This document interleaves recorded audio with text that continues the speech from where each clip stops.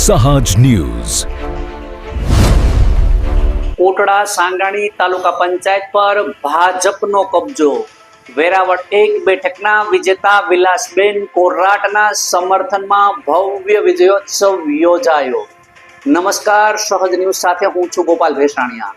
રાજકોટ જિલ્લાના કોટડા સાંગાણી તાલુકા પંચાયતની તાજેતરમાં જ યોજાયેલી ચૂંટણીમાં ભારતીય જનતા પાર્ટીએ ફરી એકવાર સત્તા સ્થાપિત કરી તાલુકા પંચાયત પર કબજો જમાવ્યો છે. તાલુકા પંચાયતની કુલ 16 બેઠકો માટે યોજાયેલી ચૂંટણીમાં ભાજપે 12 બેઠકો પર ભવ્ય વિજય મેળવી ઐતિહાસિક જીત નોંધાવી છે.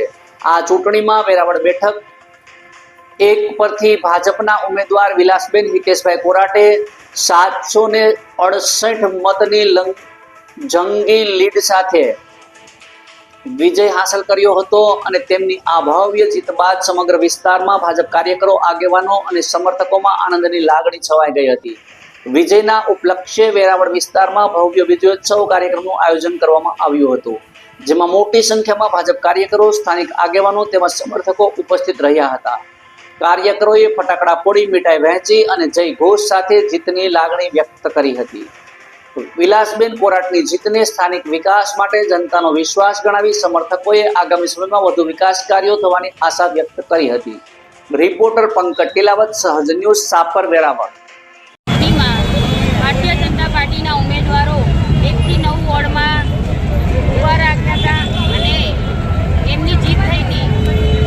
ઘણા ઉમેદવારો જીત્યા છે, ઘણા હાર્યા છે, પણ જીત છે એના માટે ખુશી મનાવી પણ જરૂર છે કે આપણો ભાજપનો ભગવો લહેરાયો છે.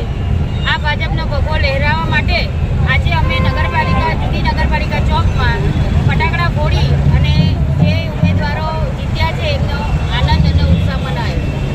ભારત માતા કી જય. વિલાસભાઈ હિતેશભાઈ કોરાટ અમે ભાજપમાંથી ભવ્ય વિજયથી જીતાવેલ છે અને ભાજપના સારા વિકાસને ધ્યાનમાં રાખી અને બહુ જંગી લીધે કે 768 મતની લીધે અમે એને જીતાડેલ છે અને ભાજપ સરકારના વિચારધારામાં અમે વિકાસને અને મોદી સાહેબને માની છીએ. એના માટે ગામ અમારું એકતા જાળવી અને 5 સીટ ભાજપના ફાળે મોકલેલ છે.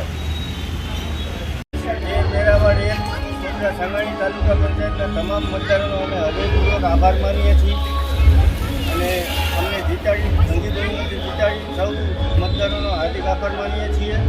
અને હવે આગલા દિવસોમાં જે મોદી સાહેબના આયુષ્યમાન કાર્ડ છે, કોઈ ખેડૂતને લગતી કોઈ યોજનાઓ છે એને અમે ઘર ઘર સુધી પહોંચાડી અને જે કંઈ અમારા અંદરમાં જે કંઈ કામો આવે છે એ બધા કામોને અમે વાચા આપશું એવી અમે સૌ મતદારોને ખાતરી આપીએ છીએ. ભારત માતા